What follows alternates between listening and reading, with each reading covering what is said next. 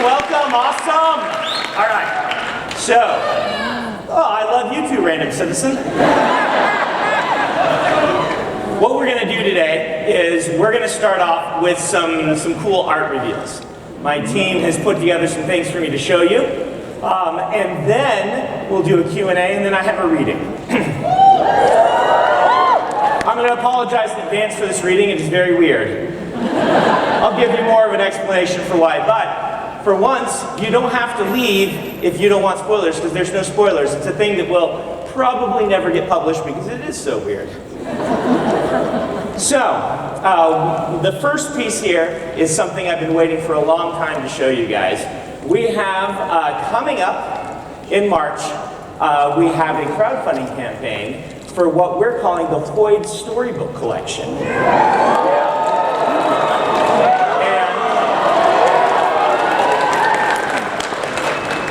Key to one of these is we got the awesome Howard Lyon. You might know him. He did the art for Trust of the Emerald Sea for our edition.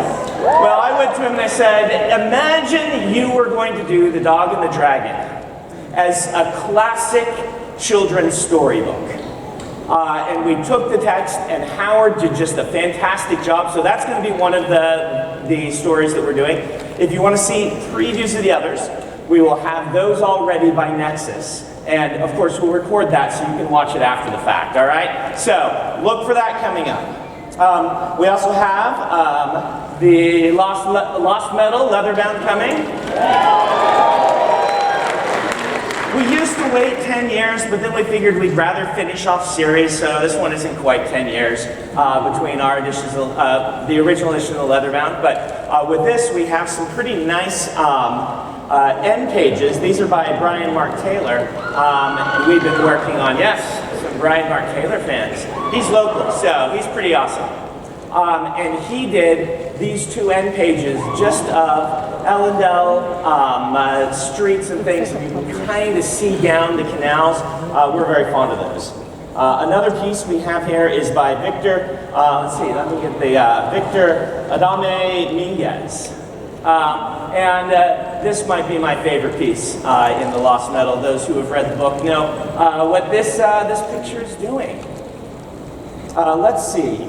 And then we also have our release for this year was Isles of the Emberdark, which many of you got.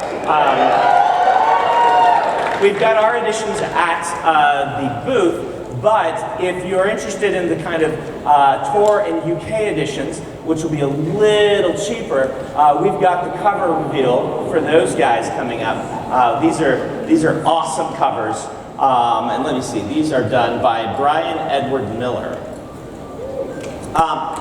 Last thing I've got here in this sort of preview / announcements is we are doing Wheel of Time Leatherbounds. Yes.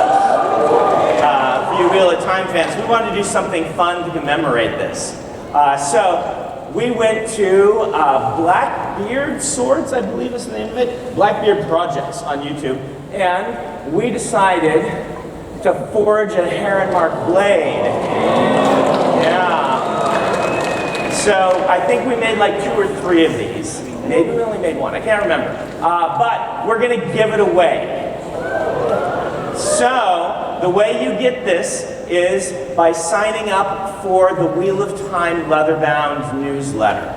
We have a separate newsletter for this. This is kind of one of my mandates is we don't want to spam people, and I don't want to fill my newsletter with things that people might not be interested in, right? You guys get so much spam. I get so much spam. So we have a separate mailing list for this. If you're signed up for it already, you're already signed up for the drawing.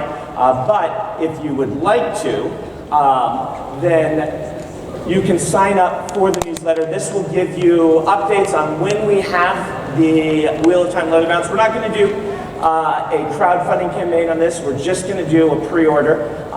Then on Kolos Head Munching Day, my birthday, very coincidental that that's the holiday where the Kolos eat people's heads. If you want to sign up for that, then go right ahead and we will do a drawing for that and give away a sword. I'm not sure what the logistics of us sending you a sword are, but I'm sure my team will figure it out. This was their idea. So for about 30 minutes now, what we're going to do is we're going to do the Q&A. Now, let me prep you for the Q&A. Try not to give spoilers. There are plenty of people in here who have not read certain books and would not appreciate having them spoiled. So if you can possibly circumlocute, talk around anything that might be a spoiler, or if there's no way to do it without spoiling, you know, anything in the last like half of the book to 2/3 of the book, then come up maybe with a different question. And I will do my best to answer you, all right? So, question number 1 right here. How's it going, Brandon? Doing pretty well, how are you? Good, I didn't bring my mist cloak, so I brought my Candra. Oh, well, that's a very good Candra. And so my question is about a Candra. If a Candra were to eat a dragon, would they be able to do the inherent dragon shapeshift? If a Chandra ate a dragon, would they be able to do the shapeshift? No, they would not. So Chandra, you know, taking someone's form doesn't let them have access to most of the things that they would be able to do. Like it doesn't give them, if for instance you read an Allomancer, you don't end up with Allomancy. And in the same way, there is something going on with the dragons that wouldn't allow this. So excellent question. All right, next. Oh, they've got it all like set up so neatly. That's awesome. Hey, nice costume. Thank you. Thanks for the inspiration for the costume. Yeah, did I see you yesterday? Yeah, I saw you yesterday, okay. So, my question is about metal. Okay. Somewhat spoilery, but Not too bad, yeah. Crazy. Yeah, nothing about the plot, it's just about some of the world building. That's okay. Exactly. So, as we see with ATM alloys, Yes. they kind of punt the power off to other people, like Yes. Electrum ATM. You see other people's features instead Yes. of your own. Yes. With Harmonium, would that then allow you to, because it's an alloy of the two god metals, Yep. would that allow you to pump the power of Mistborn to another person? Or, because it's a mix of Atium and Glaracium, would that make you a full Farukamist? It would blow you up. But if you were somehow able to make it work, you get a Raffo card. Becky's got him over here. I can give you something though. I sat down, and in order to write Era 3, I wrote this giant document that explains exactly how metal works and all the intricacies of it and the medallions and things. And I sent it to the Arcanists, whose job is, these are some people that I have on staff. Basically, they were the hardcore super fans who understood the magic from the best. And so I recruited them and put them to work, which is what I like to do. And so I recruited them, I put them to work, and now they spent all summer poking holes in the document so I can make sure all of my T's are crossed, my I's are dotted, and my adium is ingested. So I'm now going back, I just started back into Era 3 with this document in hand of all the things that I need to make sure that I make very clear. So if you're too knowledgeable and finding holes in my magic systems, I will put you to work. Thank you for the question. All right, go ahead. Okay, in Wind and Truth, non-spoilery, there's Yes. a scene where Kaladin is practicing right, his forms, and then Syl joins him and it turns into like this elegant dance Yes. and everything. And as a martial artist, that hit me really, really hard because I've been in situations similar. Yes. So I wanted to ask what your inspiration was for that scene. Let's see if I can talk without spoilers. There's some certain things that I've been waiting for a long time to be able to do in the books, and that scene was one of them. I had to get the characters to the place where this scene would make sense. And my inspiration for that scene was basically, what if you could dance with someone who was magically light on their feet, and what would that look like? And how would that feel? And it was just that simple inspiration mixed with more of character motivation inspirations. So, Hi. Hi. I have a three-part question. Should be really quick answer. Okay, great. What misting would you be? Yep. What fairing would you be? And what order of night radiant would you be? All right, so we'll go in reverse order because that's how you ask them. So night rating, I took the quiz, and both my wife and I got bondsmith. which is the odd one to get because there can't be too many of them. But I guess I get to decide who they are. So got Bond Smith, and so fairing. This is going to be pretty obvious to people, but I would love to be able to store all these ideas I have in metal mines and pop them back out when I need them. Because a lot of times as a writer, the writers in the crowd will back me up on this. You'll be working on a story, and you'll have this fantastic idea for another story, and it will start bugging you, and you'll be like, no story, not right now. I am writing this other one, and you kind of have this sense of, well, maybe someday I'll get to it, maybe someday I won't, but if I could stick that into a metal mine so it would go out of my brain, but I wouldn't lose it, that would be awesome. You can probably tell that what I would pick for Allomancy would be a coin shot, because just being able to jump around and fly and things like that. Oh, yep, you've got your wax costume there. Yeah, I would just love to be able to do that. And in our modern society, there's just so many cool sources of metal you could play with and mess up. So yeah. Have I given you a pin for coming in cosplay? Becky, you got a pin? This is our cosplay pin.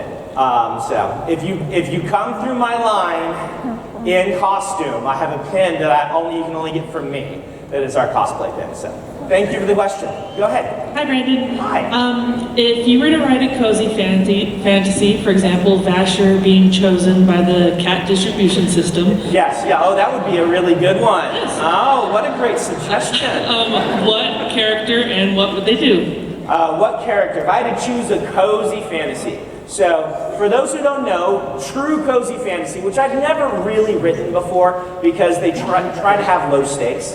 I got close in Tress and Yumi, but the stakes are still just too high.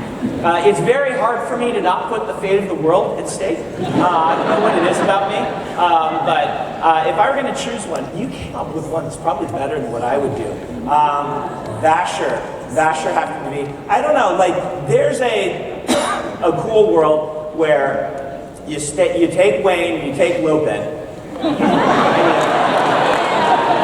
you put them together and you put them in charge of something that's not too high stakes, but also like they're like, all right, Wayne and Lopin, your job is to make sure you gotta run the post office, or you have to make this cafe succeed no matter what, and you both have to use your ideas and see, yeah. There's a really good cozy fantasy somewhere in there with the two of them buddying up.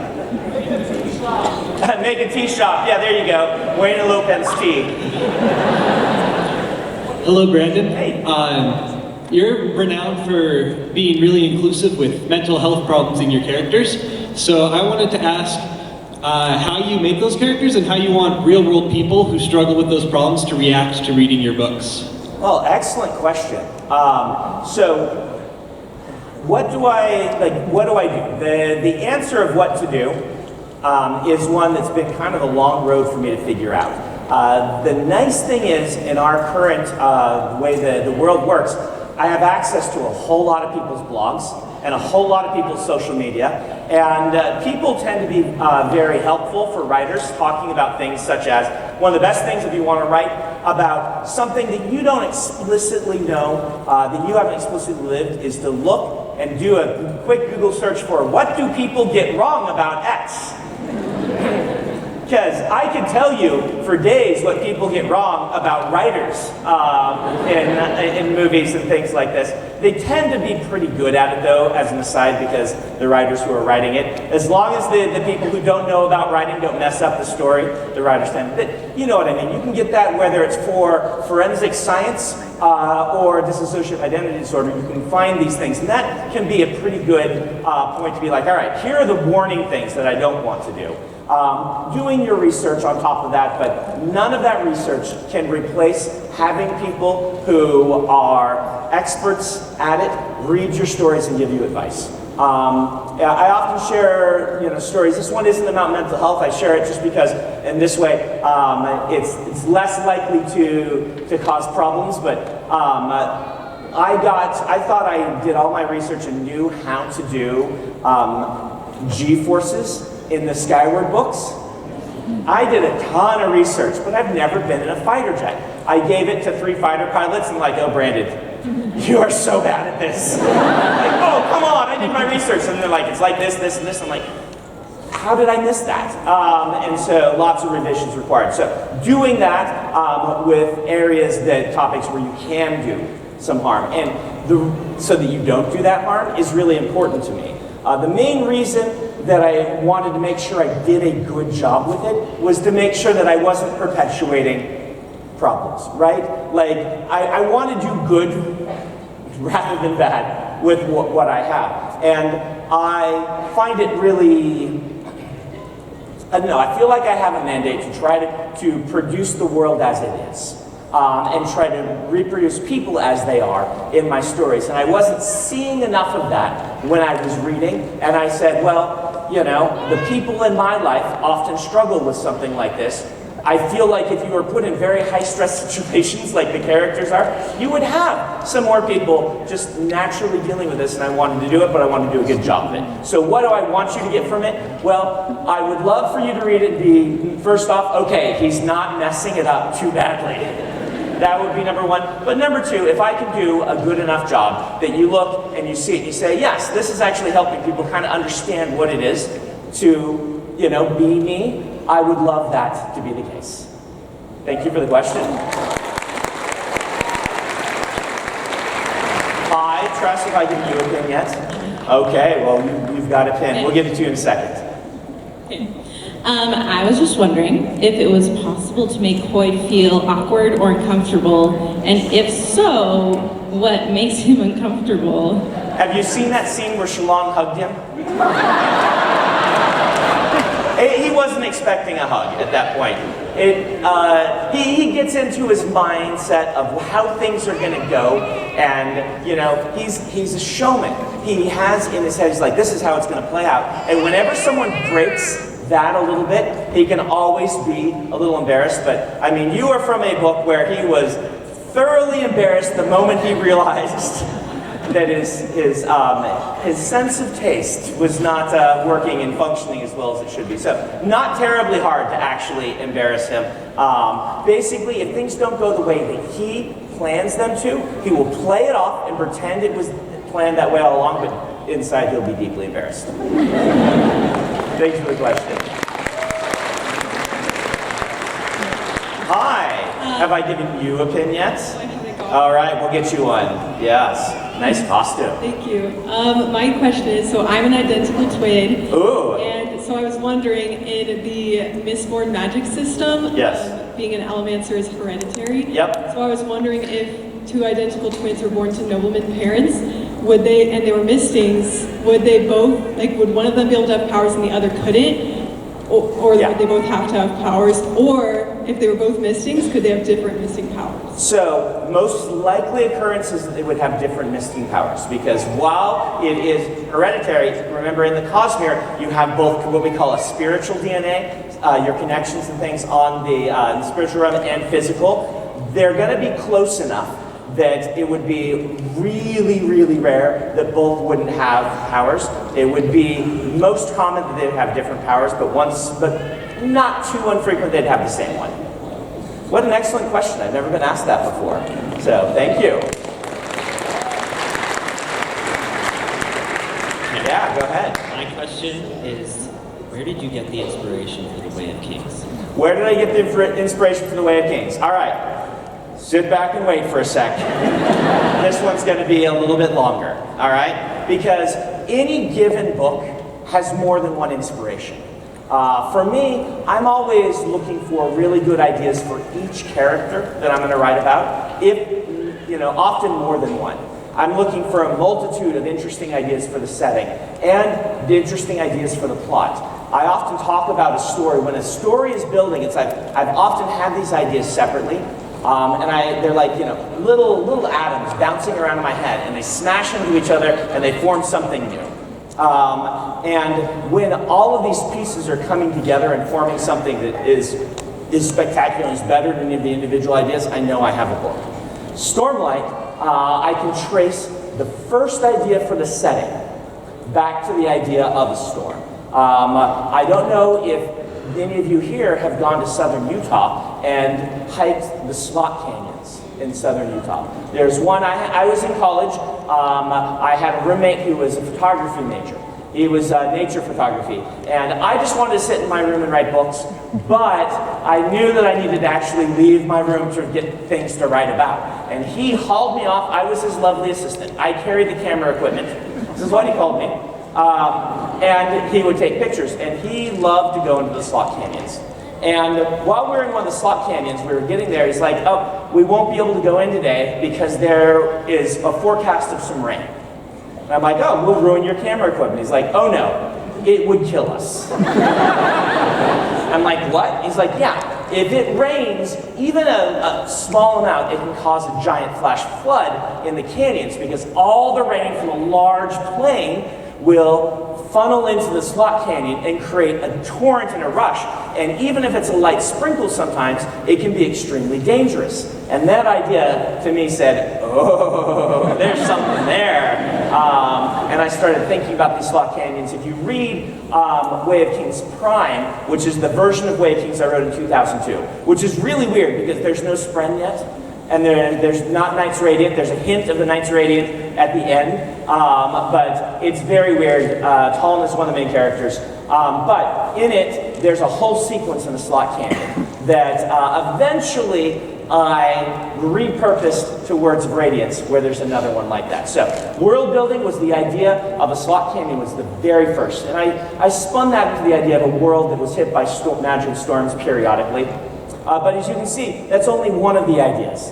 There are a lot of other ideas with the Radiance, the Spren, all of these things. But I'll leave those for now, and I'll talk about the first character idea. The very first character idea was Dalinar. I wrote Dalinar for the first time when I was 16 or 17. And I had an interesting idea for the brother of the king after the king is assassinated. Spoilers for chapter 1. Prologue, actually.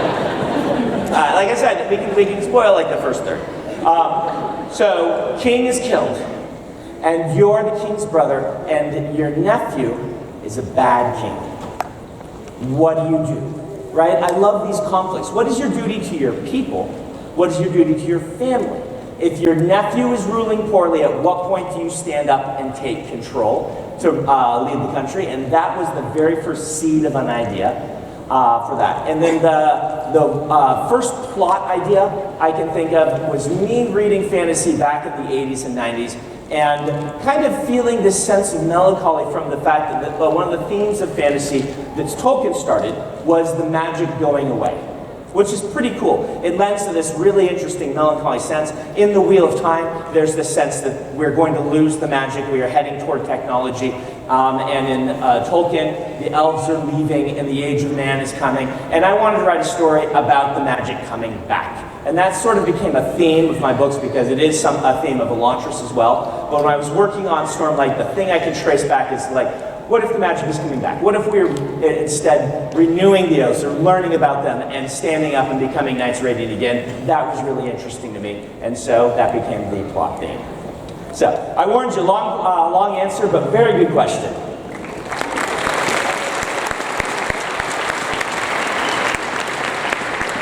I love your shirt. It says, fueled by tacos and sarcasm. It's the truth. Yeah. So my question, what would be your advice to someone who has gotten so attached to like one of your main characters? Right. I would say a character that is spread through stuff, and then maybe could not read the book, and after that person goes away. Okay.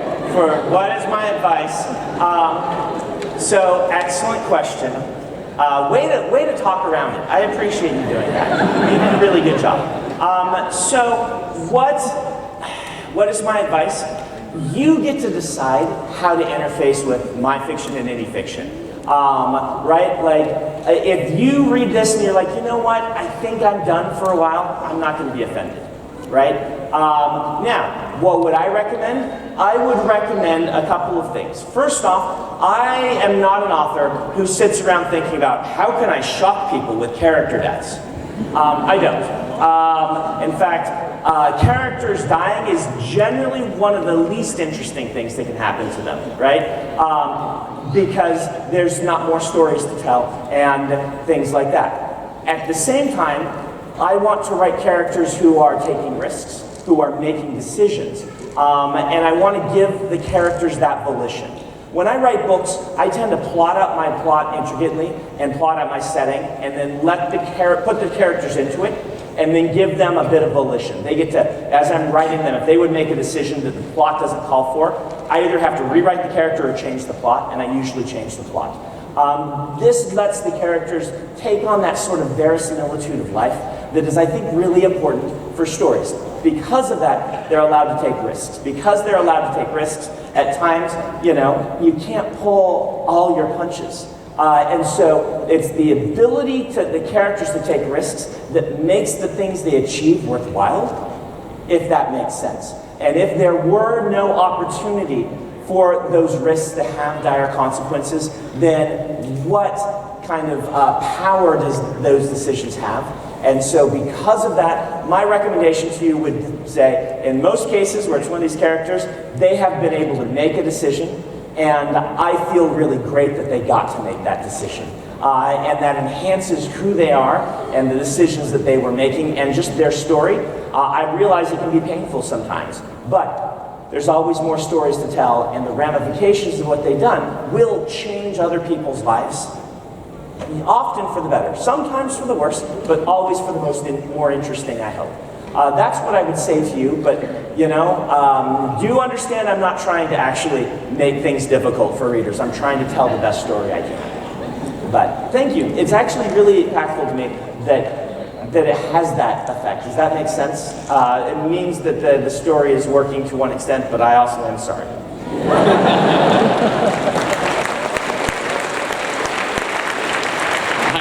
Hi. Word on the street is that you might be a fan of a particular trading card game out there, but I haven't made a lot of talk about it. I really don't let people know. I'm surprised you figured out. Yes, it's me and Pokemon, right? Exactly. Well, my question would be, if there were to be a Kaladin Stormblessed card, what color mana would it use? Okay. Would it be a flip, or would it use the partner mechanic? I might have like 10 versions of Kaladin that I've come up with in my own little playing with things. I'll tell you one of them. It would be a flip. Right? I think that the characters going through transformations are really interesting. It's integral to the Stormlight Archive. And so it would go from, Kaladin the Slave to Kaladin Stormblessed.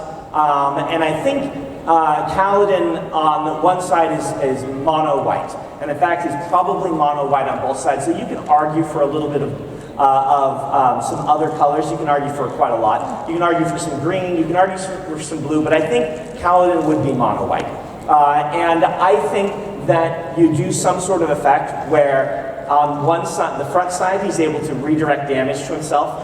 And if he does that and lives, then he flips, right? Something like that. So, yep. So yes, that was not Pokemon's Magic the Gathering. For those who are very confused, like, what? So, yeah, go ahead. Hello, Brandon. Hey.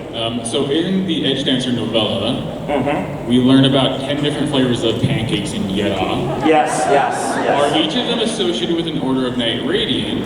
And if so, what are those flavors? And will they eventually come into a Cosmere cookbook? All right.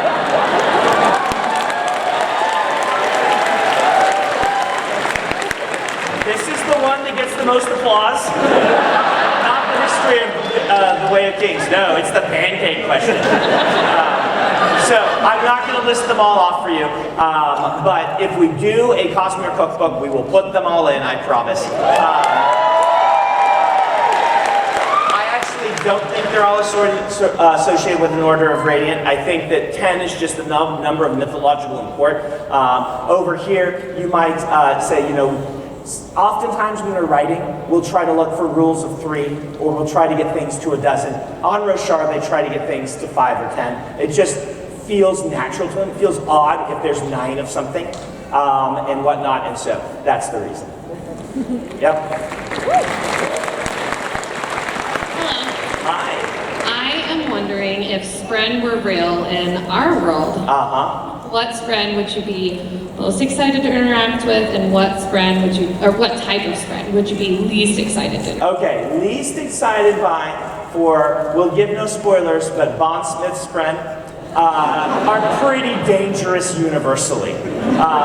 I think I would want to stay very far away, despite the fact that the survey thing. Isaac made that, by the way. He did a really good job with that you can take. This is what you order. Yeah, good job, Isaac.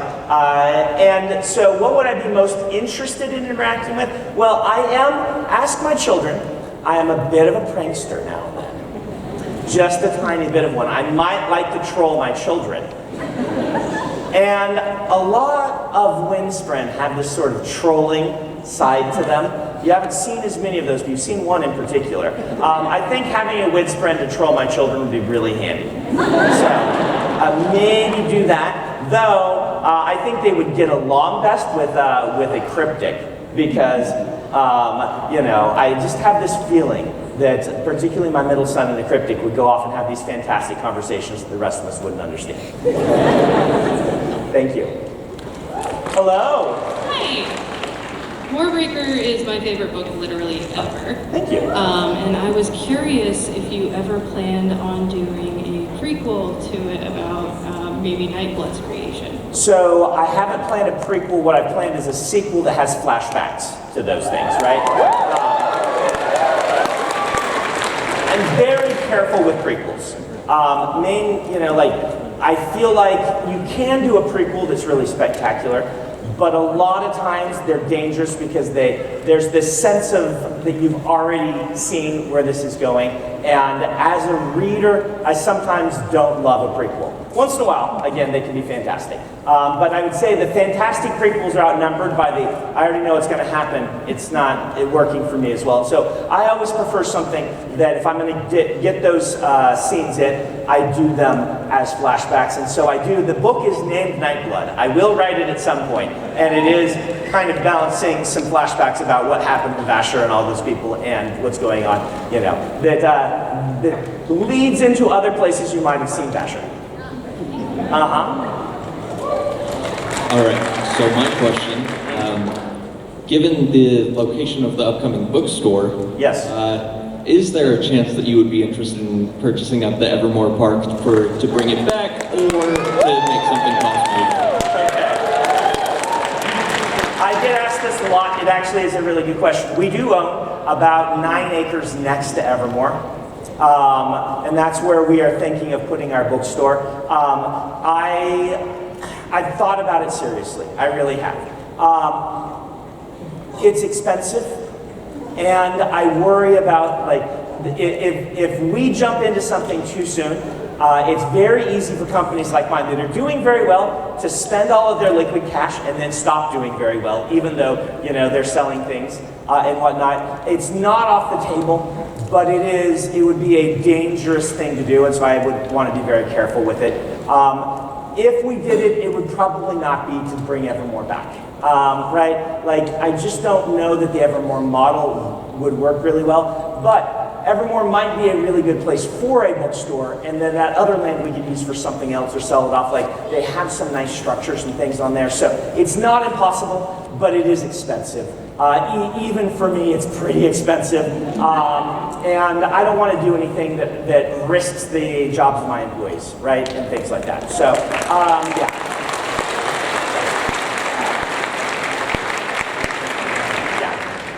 Hi. Hi. Sorry, I'm nervous. Okay, if all the good boys and girls on Roshar believe in Santa Claus, yes. What would the resulting Spren be like? How intelligent would it be? What would it look like, and how would it like manifest? Okay, you are asking, actually, it sounds silly, but a really good question. Because this kind of digs into the nature of the Cosmere. So, a couple things you have to keep in mind. Once something like this starts to become self-aware in the Cosmere, it gains volition, right? And so you would probably start, if everyone believed in the same Santa Claus, it would start to manifest a spren that is going to act like Santa Claus, right?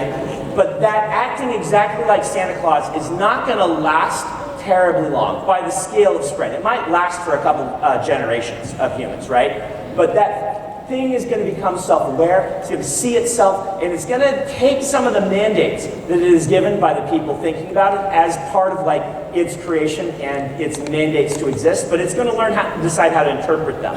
And so you're going to end up with a Santa Claus that is a little more spren-like, and a little bit, it's going to depend, like, since it's on Roshar, it's going to have some honor and some cultivation to it, and how that kind of, imagine that as its genetics, right? And imagine how people perceive it as its nurture. So it's nature, it's nurture, and then it has its own volition. We don't talk about that as much. And those three things are going to create something that's not exactly like you're imagining, but it'll have those roots. Cool. Yeah, what a cool question. Well done. Hello. So I have a quick question. Kaladin describes his first squad leader, Tux, as always looking slightly odd or something's off about his appearance, which sounds very similar to the description of Sleepless in the novella Edged. Yeah, Don Sharp. Don. Yeah. I'm blanking on the time. I'm sorry. Yeah, totally fine. Don Sharp. Yeah. So my question is Tux a Sleepless? And follow-up question: if he is he one we've seen before? Like, can we get a name drop? Ratho, but that he looks a little different, is there for a purpose. Okay, good question. For those who don't know what Ratho is, it's a little card I give you that says read and find out. It's not promising you'll actually find out, but it is suggesting that maybe I will put an answer in someday. Hello. Hello. Hi. Real quick, Micah says hi. Micah DeMo. I was just speaking about Micah. Yeah. How do you know Micah? I'm his nephew. Okay. Well, Micah is the photographer that I was the lovely assistant to, who dragged me all over the place. I put him in the Mistborn books because he was my roommate. I said, hey, your name is French sounding. Can I use you? We're using French derivations. Like, yes, you can put me in, but I have to be cool. I have to live, and I have to get a girl. Those were his rules. It's like, it doesn't have to be the girl of the book, but I have to get a girl. So that's where Captain Nemo came from. He's mentioned it a couple times. Yeah. Just every year we go talk to her or mention your books. He's pretty awesome. I went out to dinner with him just a while ago. But my question for you is, as someone who DMs, and you've mentioned that you play D&D and also you write so many amazing books. Yeah. How do you get through writing a character that is super important for your story, has a lot of importance to what the other characters are doing, and even some of your other characters may like, but you personally hate with a violent passion? Okay. How did I write Cad Swain? And by the way, we'll do this as the last one because then I'm going to go into the rating, so I'm terribly sorry to the rest of you. What's that? Oh, very sorry to the rest of you. Yes. So we'll do this one, then we'll do yours. So what do you do? Well, it's different for role-playing and for writing. I'll answer as a writer. I can't afford, as a writer, to actually hate any characters, right? Cad Swain was not my favorite character early when I was just a Wheel of Time reader. Cad Swain was my, you're not my real mom, give me Moiraine back character.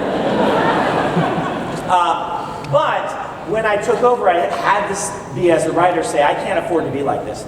I need to, when I'm writing a character, I have to understand them, I have to be sympathetic to them, and I have to write them as if I love this character. And that mindset really is getting into their motivations, why they do what they do, and having empathy even for the characters that are awful, right? As a DM, it's more of a conversation between you and the players, right? If this is an NPC that you're creating for the players, I would ask myself, why would I ever hate a character that the players are loving, right? Like, if the players are enjoying something, then you're probably doing something right as a GM. You might just be then in that mindset of, but I want to tell this other good story. Well, as a GM, that's not why you're there. As a GM, you're there for the players. When you're a player, then you get to have fun having the story of a character. When you're a GM, your only job is to make sure they're having a good time. And so that requires kind of a mindset change as well, just a different one, and that's what I would recommend. Hello, all right, last question. You also get a pin unless you already got one. I have not got a pin yet. All right, we'll give you that. Thank you. All right, my question is, are shades pulling water from their victims through the same mechanic as the Luhel bond, and are shades damaged by salt in the same way that aether spores are?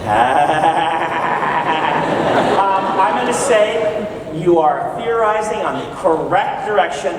They are pulling water in a very similar way. But whether salt will give you a Raffo card on, so you get to be Raffo.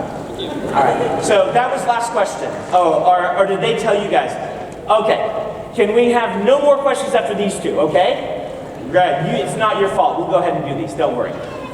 Okay, so basically the idea of a Mistborn movie has been up in the air for as long as I can remember now. Me too. So, and I've been thinking that instead of like making one of your big series as a movie, how about you instead start with one of your like small books, like maybe The Emperor's Soul or Elantris, something you that are risky. a very smart individual. Because we actually tried that.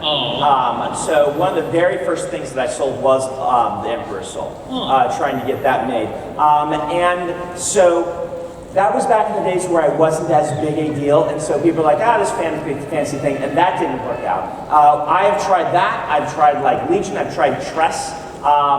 Basically, you just kind of have to see in Hollywood what starts taking off. And so I am absolutely open to it.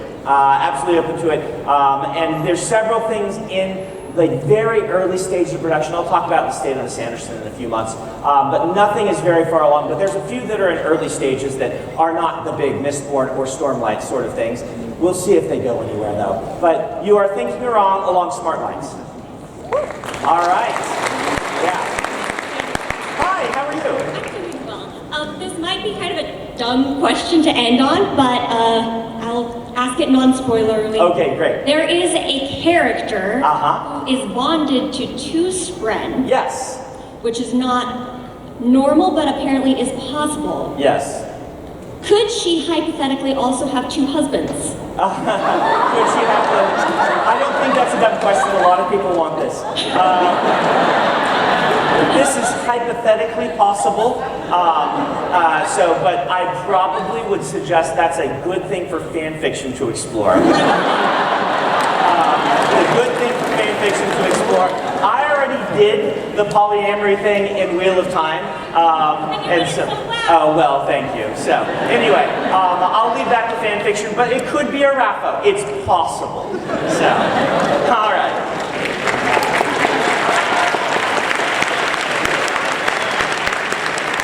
We're going to go to the reading now. I've got about 24 minutes left.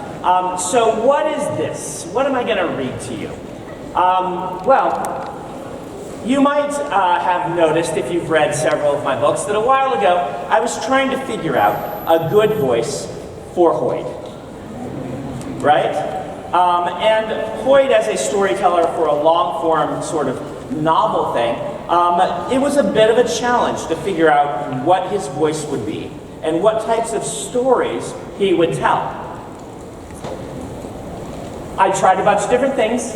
This is the one that went a little too far. And you'll see what I mean when I'm reading it. I wanted the stories that Hoyd was telling to actually be canonical to the Cosmere, and him not be exaggerating too much. He does occasionally. This one went a little too far. So, we're going to read this. I don't have a name for this. It's just called Chapter 1, The Princess. And we'll let you see how, if I let Hoyd go a little too far, how it might turn out.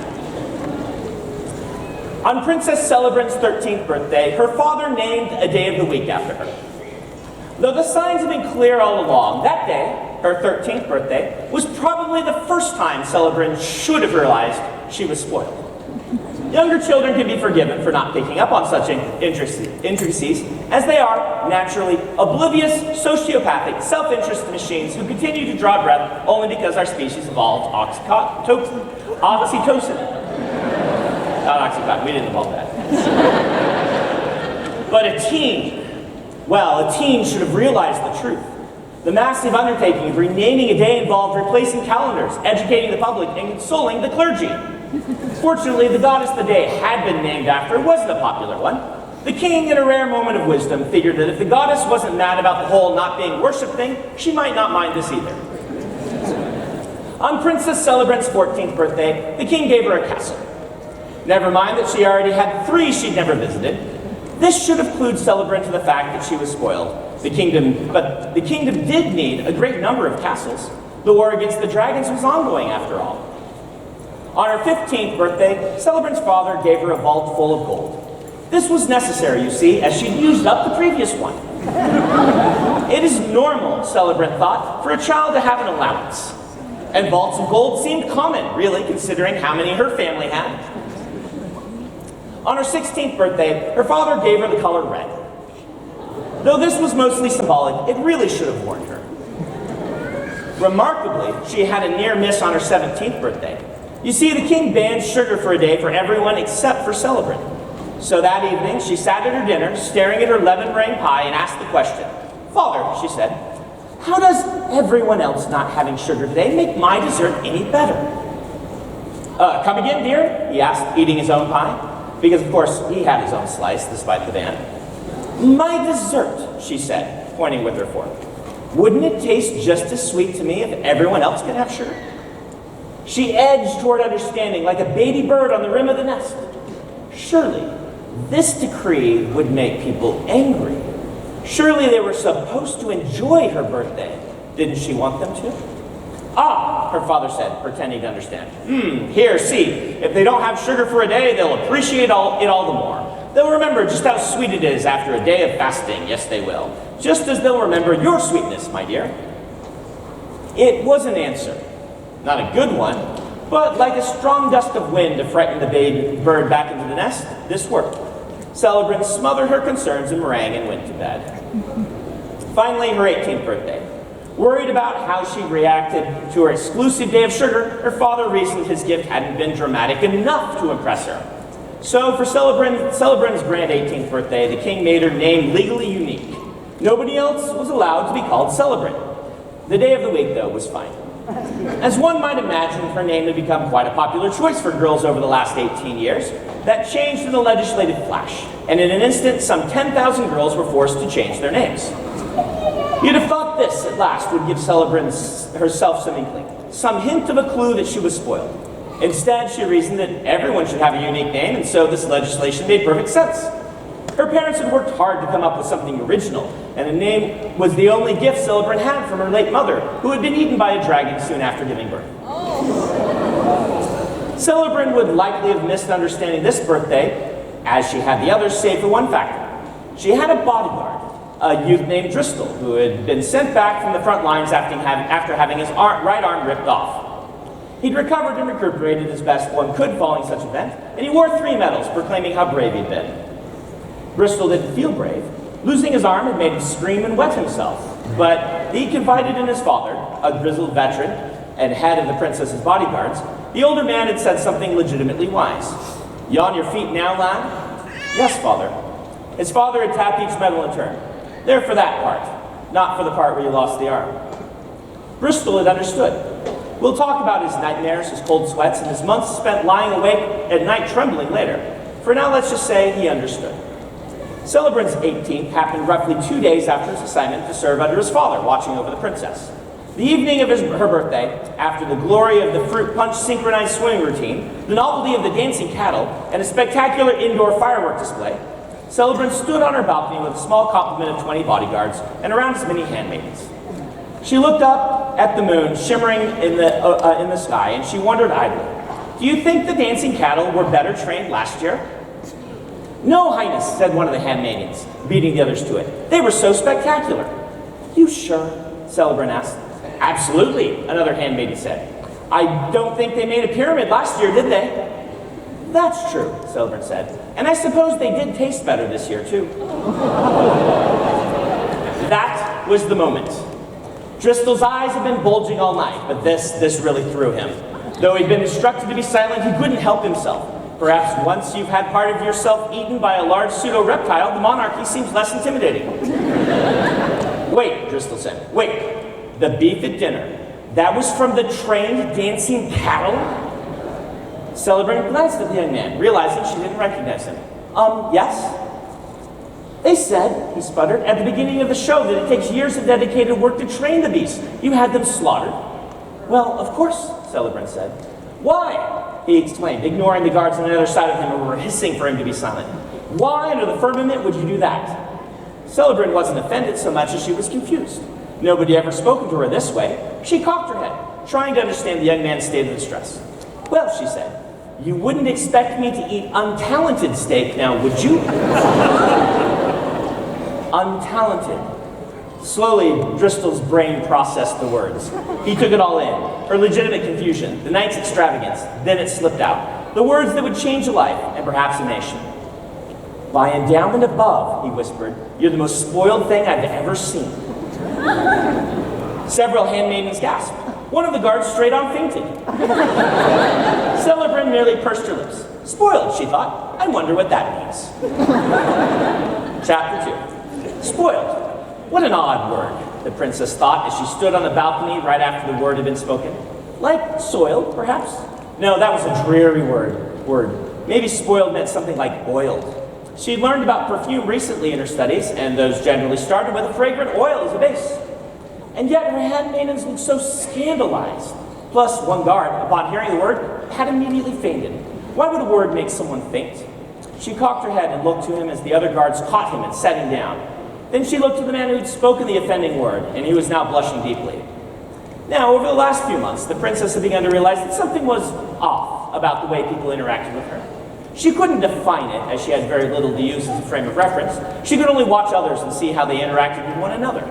She was not socially adept, but she did realize she wanted to know what this word meant. In order to learn, her gut said she needed to minimize what had just happened. Whenever there was a big fuss, people got extra touchy around her. Therefore, she decided to shift everyone's focus away from the guard who had spoken the word, and instead on the poor one who had fainted. Oh, she exclaimed, he must have locked his knees. You're never supposed to lock your knees. Someone send for the palace surgeon. Then everything will be okay. They did, and it was. Such a curious experience. They all seemed relieved by the fuss over the fallen soldier. When the surgeon asked what had happened just before the soldier collapsed, Celebrant allowed herself a tiny lie and said she didn't remember, that she'd been staring up in the sky and contemplating her father's great love for his people. The servants had been chatting about something, but she didn't remember what. This made everyone relax further, including, noticeably, Bogle, the head of her bodyguards. How to describe Bogle? He was a soldier, yes, but you'd expect that of a bodyguard. Bogle was like a sausage grilled over a campfire after a long day of work. An expert chef will always make you a finer meal than the campfire sausage. Indeed, if you order a sausage from a good restaurant, it will most certainly be better than one of your home-cooked ones. And yet, nothing tastes better than a sausage grilled at the end of a long hike, made for yourself. Strange how that is. No fine sauces, no utensils, and minimal expertise, yet there's just something special about a good sausage made over a campfire. Likewise, if Bogle were to enter a swordsmanship competition, he'd most certainly lose. With only one good eye, but a glorious mustache, and a body slightly past its prime, he'd do fine. He wouldn't wash out, but he would also never win. Yet strangely, if you wanted someone protecting your family, your gut said, pick Bogle. There was something about this quiet wall of a man with the ruddy skin, bald head, and leathered complexion. Something that whispered to you that you didn't want the best swordsman, you wanted the best bodyguard. And he was it. Contest be damned. Bogle had arrived after the incident, but before the fallen guard was carried away. He studied everyone involved and dismissed the young guard who had spoken the strange word. Celebrant noted the family resemblance, said nothing, but sat up all night thinking. Spoiled. She'd had extensive lessons in literature, poetry, and philology. How did she not know this word? So, once tonight's handmaiden was snoring, the princess slipped out of bed and went to her library chamber. Her father, of course, had spared no expense in outfitting it for her. He had not one dictionary, but 6. She chose Alstrom's great unexplicated reference of all known words and their origins, 18th edition. It had text so small she needed a magnifying glass to read it. There, right between spoffish and spoke was the word spoiled, defined as adjective, charming, comforting, pretty, princessly in every way, like Princess Celebrant. Oh, well, that made sense. Except, why was her name in the dictionary? She checked the other 5 and found similar definitions, though one had a typo. Then she spent the night pouring through definitions of other words in the latest edition. The word beautiful used her as a reference. That made sense, as being pretty was her job. But so did the word charming and the word winsome, and even the word comely, a term she'd never really liked because she was sure it was hiding something. All in all, she was able to identify 37 places in the dictionary where her name came up, including the one for spoiled. She eventually returned to bed, but continued to have trouble sleeping. Something itched at her, like a barely whispered conversation at a party, when she'd been certain her name had been mentioned. She wanted to know what nice things people were saying about her when that happened, but when she spoke to them, they seemed to be hiding their emotions, as if they didn't want her to know the true depths of their affection for her. She was close to what she didn't know, but she was determined to find out. The next day was linguistics practice, where she was taught the languages of various nearby kingdoms so she could charm their dignitaries at parties. She was joined by Professor Candle, a bearded, squinty-eyed man who had reportedly come out of the womb carrying a parameter. He conjugated ancient words in the past perfect for fun and kept a list of homonyms in 17 languages because he found them amusing. His knack was the ability to see typos in spoken sentences. Yes, you heard that right. Professor, Celebrin said, rising and greeting him, I'm glad to see you. You were off for your anniversary last week, is that correct? Indeed, Your Highness, he said, bowing and removing his hat. His mustaches did seem to wave hello as he did so. Did you enjoy your new carriage? She asked. My what? Your new carriage. Father gets a new carriage for his anniversary every year. Did you pick gold or white for yours? White, Highness. Excellent taste, Professor, she said. Quite stunning with black horses. I hope you chose black horses. I did. She nodded in approval, imagining the professor's beard shaking as he looked out the window of his anniversary carriage while touring the grounds of his estate. How many books the professor must have in his mansion? She pressed him once where his mansion was, and he just said far, far away, which she took to mean out in the countryside, which made sense. She had one out there, though she'd never visited, but she heard it was nice. They settled into her study room, the third one, which was her favorite. It had birds painted on the trim, and the golden furniture was a little less stiff than the other two. She was attended by her bodyguards, as always, but notably for these lessons, they were required to stay on the other side of the room out of earshot. That was in case she needed to ask for delicate translations of terms that might reveal state secrets. She made shared tea with Professor Candle and discussed her progress in the Galtic language in advance of diplomatic talks concerning a joint offensive against the dragons. Eventually, at the appropriate time, she eased into the question she really wanted to ask. Professor, there's something I want to ask you. There, he said. There. There? You used the wrong there. Lovely homonym, that. Oh, of course. There is something I want to ask you. Anything, Highness. What does the word spoiled mean? She was watching, so she caught as he stopped, tea nearly to his lips. Well, he said, recovering after just a moment, why don't we look it up? He stood and walked to the bookcase. I did look it up, she said, pouring in more tea. She liked these lessons, which was one of the times she could pour for herself. So she needed to practice which was one of the times she could pour herself. So she'd have practice not spilling if she ever needed to pour for a dignitary. The dictionary referenced me, saying the word spoiled is a flattering term and refers to someone who's like Princess Celebrin. Ah, well then, he said, walking back to his chair but not sitting. Why do you ask then? What did the word mean before I was born? It likely referenced a different princess, I'd imagine. He was sweating. She put the teapot back, then regarded him uncomfortably shifting from one foot to another. He hadn't even noticed the extraneous comma in her sentence, the one she'd deliberately imagined being there. Professor, she said, did my father redefine a word on my behalf, then ban the original usage? The professor emitted a low squeak from the back of his throat, as if he'd swallowed a mouse, or as if he'd been placed in an extremely uncomfortable situation, and now had to either lie to her face, with her knowing it, or betray the will of the king. She smiled and dismissed him, letting him scurry back, away without having to say anything further.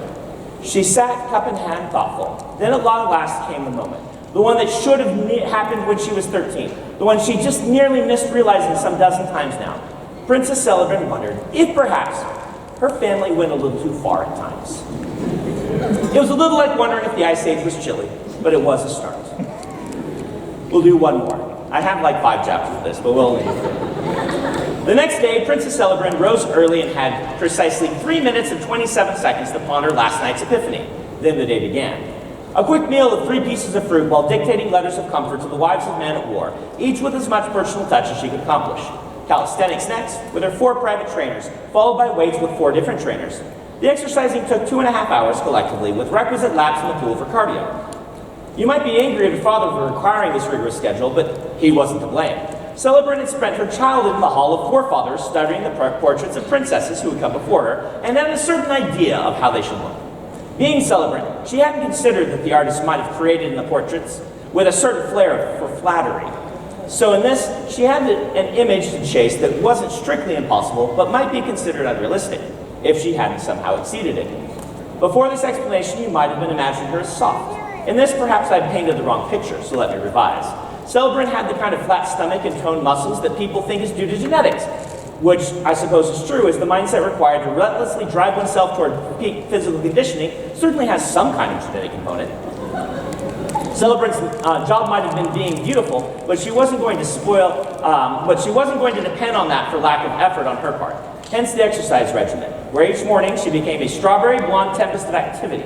While no person should be forced to live up to such unrealistic expectations, Celebrant at least had a reasonably healthy interaction with it. And considering how spoiled in general she was, this was probably one of her more benign misunderstandings. Exercise was followed by a short bath, and then the next saw to her hair, which required daily brushing and conditioning. Simultaneously, her steward went over the day's appointments. In today's case, she had a state dinner to host, which meant a need for a wardrobe selections. So before lunch, she spent 2 hours going through options with her royal stylist.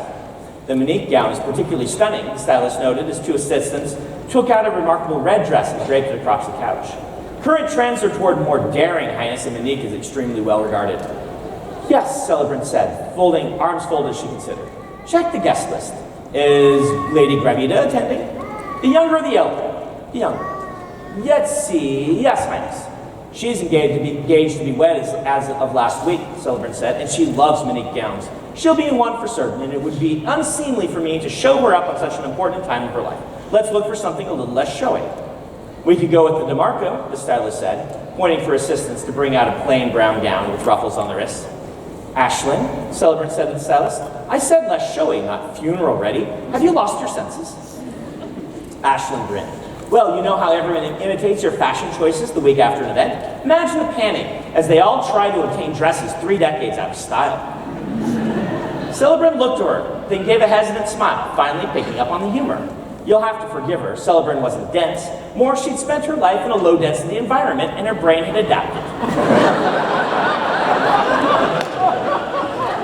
After her revelation the night before, however, she found herself seeing things just slightly different.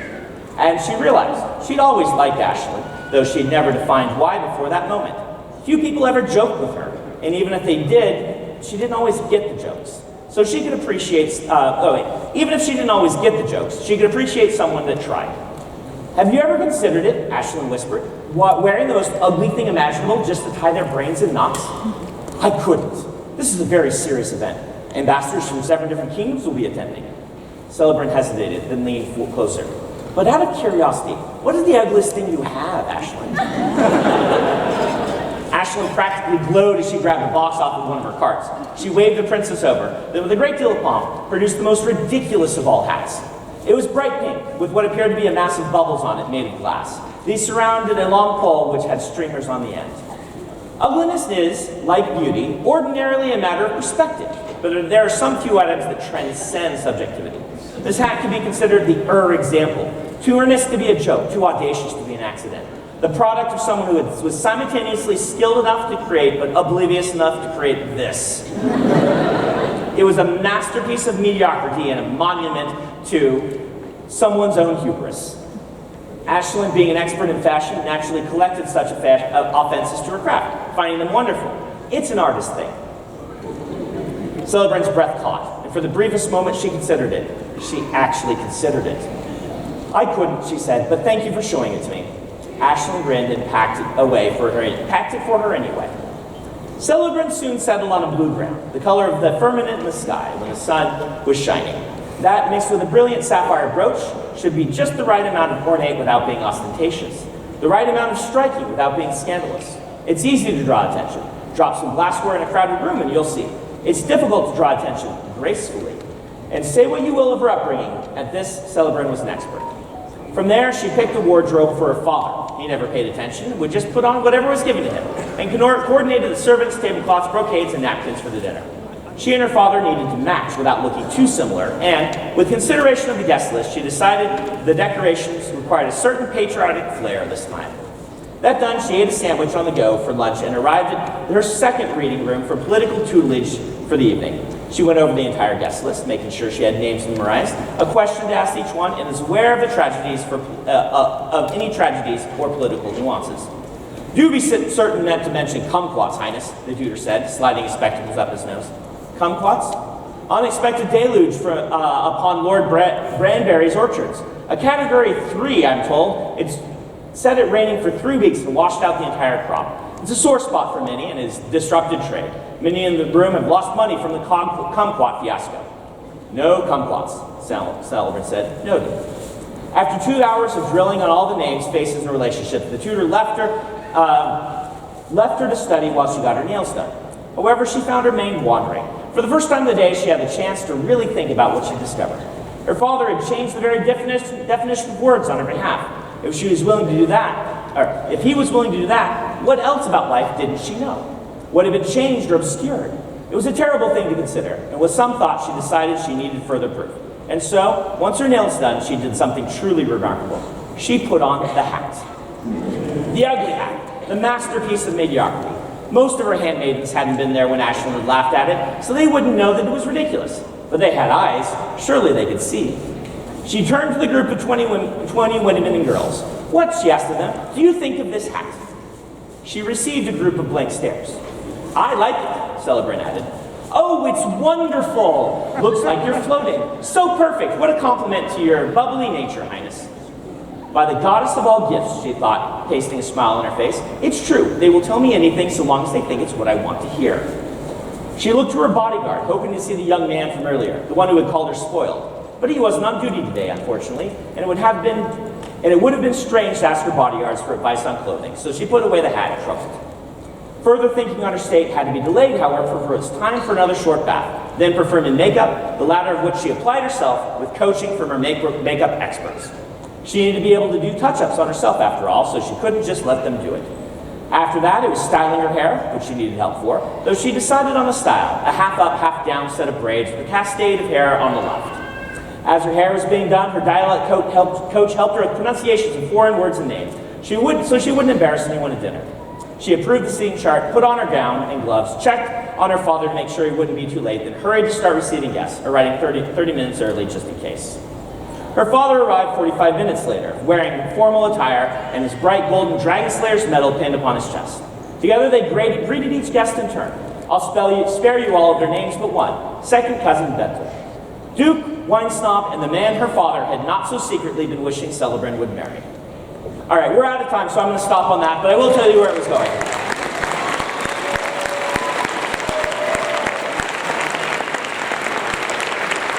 So the story was going to be, at that dinner, the king announces her cousin, who is loathsome, as the new heir, because there's a law that only someone who's slain a dragon can inherit the kingdom.